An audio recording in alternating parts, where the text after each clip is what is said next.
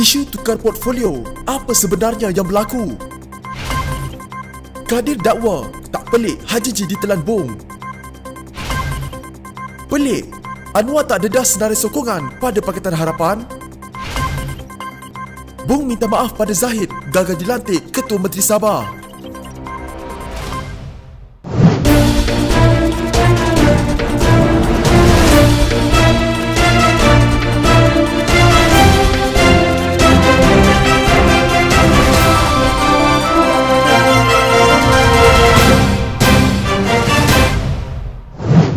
Walaupun Ketua Menteri Sabah yang baru, Datuk Haji G Noor, menafikan Barisan Nasional tidak puas hati dengan pembahagian jawatan kabinet, namun reaksi Datuk Seri Masidi Manjun pula berbeza. Dalam ciapan Twitternya, Masidi dilihat seolah-olah terpaksa melepaskan jawatan Menteri Kejeraya kepada Datuk Bung Motaradin. What a day, hari yang panjang, kurang dari 3 jam selepas dilantik sebagai Menteri Kejeraya. Sekarang saya Menteri Perumahan dan Kerajaan Tempatan. Saya bertukar kerja dengan Bung. Tolong jangan tanya saya apa sebabnya. Saya akan bagi tahu selepas saya bersara, katanya dalam ucapan di Twitter. Kenyataan Masidi itu menjadi tular di media sosial dengan pelbagai spekulasi timbul. Pada awalnya, Haji G mengumumkan pertukaran portfolio kementerian antara dua timbalannya, di mana Bung Mokhtar dan juga pengerusi Barisan Nasional Sabah dilantik sebagai Menteri Perumahan dan Kerajaan Tempatan, manakala Masidi yang juga timbalan Ketua Bersatu Sabah dilantik timbalan Ketua Menteri dan memegang portfolio Menteri Kejeraya. Bahawa timbalan Ketua Menteri 1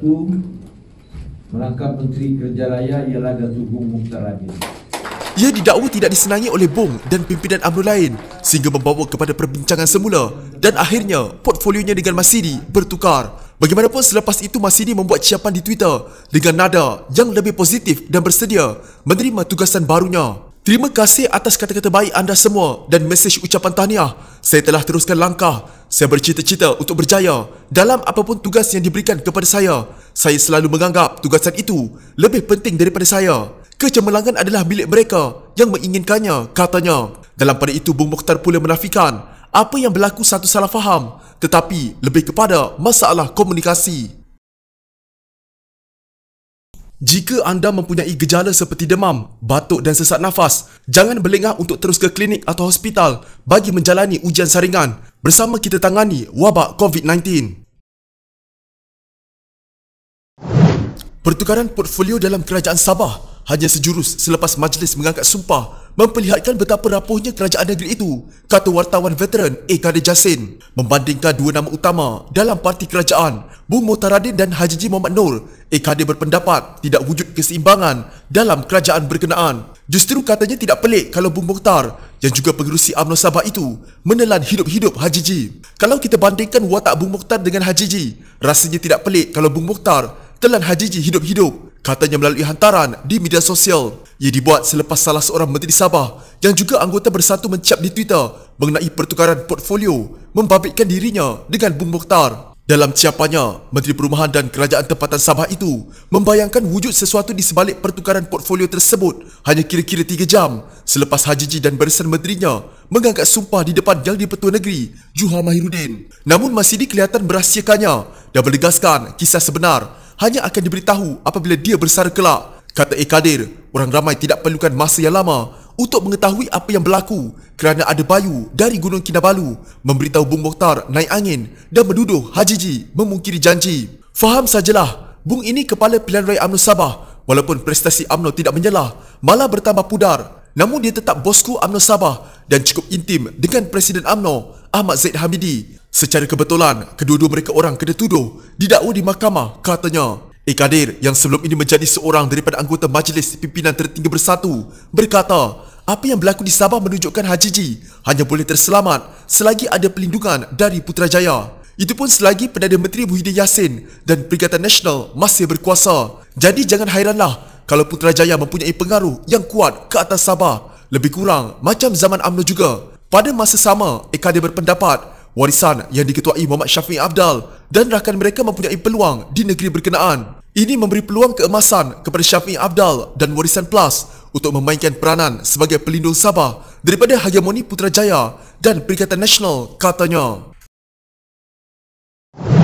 Walaupun Datuk Seri Anwar Ibrahim mengumumkan telah mendapat sokongan lebih 120 wakil rakyat untuk membentuk kerajaan, tetapi Presiden PKR itu tidak mendedahkan senarai nama itu kepada rakan seangkatan. DAP dan Amanah juga dilaporkan tidak meminta untuk melihat nama-nama yang menyokong Anwar, tetapi senarai itu dikatakan tidak mengandungi wakil rakyat daripada PAS. Sinchu Daily melaporkan dalam mesyuarat Majlis Presiden Pakatan Harapan yang diadakan pada Isnin, DAP dan Amanah telah melontarkan pandangan malahan menyatakan syarat pembentukan kerajaan baru iaitu tidak menerima pemimpin UMNO yang dibelenggu kes rasuah seperti Datuk Seri Najib Tun Razak dan Datuk Seri Ahmad Zahid Hamidi. Kami ada berbincang syarat sokongan kepada Anwar dan beliau juga bersetuju dengannya. Kami tidak akan bertoleransi dalam soal mempertahankan keadilan dan menentang rasuah, kata sumber tersebut. Menurutnya lagi, DAP dan Amanah menyatakan bahawa mereka tidak mahu bekerjasama dengan parti tetapi akan berbuat demikian dengan individu. Ini adalah seperti mereka menyertai Perikatan Nasional atas kapasiti individu, bukannya parti yang menyertai Perikatan Nasional, kata sumber. Sementara itu, sumber juga berkata wakil rakyat yang ingin bertukar haluan untuk memberi sokongan kepada Anwar juga tidak meletakkan apa-apa syarat. Mereka tidak dijanji jawatan dalam kerajaan atau menteri, kata sumber itu. Pengerusi UMNO Sabah Bung Mutaradin memohon maaf kepada Presiden UMNO Ahmad Zahid Hamidi kerana gagal meneruskan hasrat parti itu yang mahu beliau dilantik sebagai Ketua Menteri Sabah yang baru. Bung berkata tidak dinafikan jawatan Ketua Menteri memang menjadi harapan UMNO negeri, namun menyedari dengan hanya memperoleh 14 kerusi di Dewan Undangan Negeri menyebabkan parti itu sukar menuntut jawatan berkenaan. Sesungguhnya pilihan raya negeri kali ini amat luar biasa daripada kelazimannya. Setiap DUN mempunyai begitu banyak parti dan calon bebas yang bertanding dengan menggunakan pelbagai logo serta mendapat sokongan pihak tertentu. Saya akan lakukan postmortem untuk mencari sebab musabab dan punca beberapa kerusi ditandingi Barisan Nasional mengalami kekalahan. Kami juga akan membuat penambahbaikan demi memastikan Barisan Nasional dapat merampas semula kerusi tersebut pada pilihan raya negeri akan datang, katanya dalam kenyataan. Beliau turut berharap pihak tertentu yang masih bersandiwara dengan menyalahkan pemimpin tertentu dalam hal dan urusan Sabah supaya menghentikannya. Baginya adalah lebih baik berlaku adil dan jangan merugikan UMNO demi agenda pribadi. Kita jernihkan keadaan, bukan mengeruhkan lagi kedukaan kita dengan keputusan pilihan raya negeri baru-baru ini. Duka dan pedihnya UMNO Sabah yang rasainya. Kita undur selangkah ke belakang, bukan bererti kalah, tetapi kita bersedia untuk melangkah jauh lagi ke hadapan, katanya. Terdahulu, Bung bersama Presiden STAR, Jeffrey Kitingan dan Naib Presiden PBS, Joachim Gunsalam dilantik sebagai timbalan Ketua Menteri Sabah. Ia selepas Pengerusi Perikatan Nasional Sabah, Haji G. Muhammad Noor mengangkat sumpah sebagai Ketua Menteri di hadapan Yang di-Pertua, Juha Mahiruddin di Istana Negeri. Jika anda mempunyai gejala seperti demam, batuk dan sesak nafas, jangan berlengah untuk terus ke klinik atau hospital bagi menjalani ujian saringan. Bersama kita tangani wabak COVID-19.